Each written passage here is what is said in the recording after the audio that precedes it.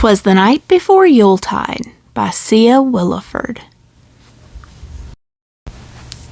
'Twas the night before Yuletide, and all through the glen not a creature was stirring, not a fox, not a hen.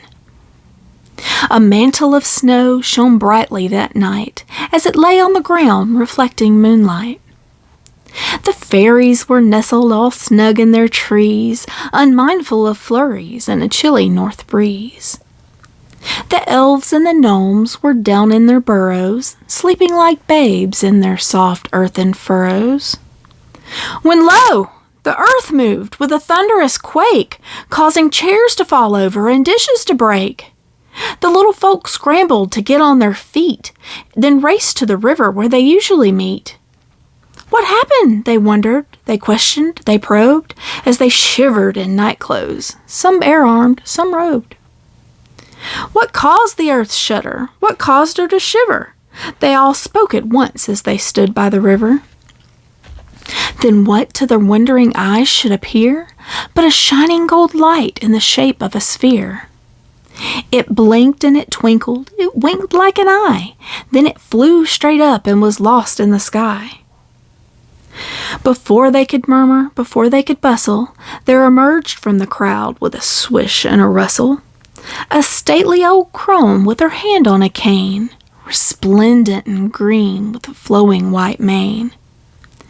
As she passed by them, the old crone's perfume, smelling of meadows and flowers abloom, made each of the fay folk think of the spring, when the earth wakes from slumber and the birds start to sing.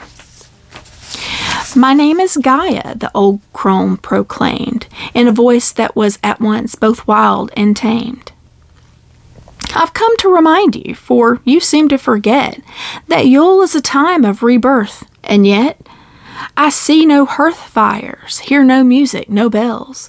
The air isn't filled with rich, fragrant smells of baking and roasting and simmering stews, of cider that's mulled or other hot brews.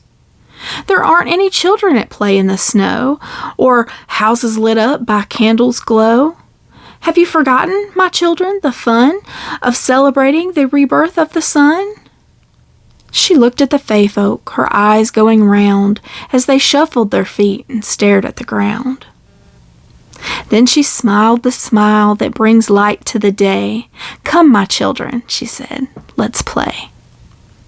They gathered the mistletoe and gathered the holly, threw off the drab and drew on the jolly.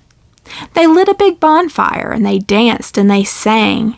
They brought out the bells and clapped when they rang. They strung lights on the trees and boughs, oh so merry, in colors of cranberry, bayberry, and cherry. They built giant snowmen and adorned them with hats, then surrounded them with snowbirds and snowcats and bats. Then just before dawn, at the end of their fest, before they went homeward to seek out their rest, the fay folk they gathered round their favorite oak tree and welcomed the sun 'neath the tree's finery. They were just reaching home when it suddenly came. The gold light returned like an arrow-shot flame. It lit on the treetop where they could see from afar. The golden-like sphere turned into a star.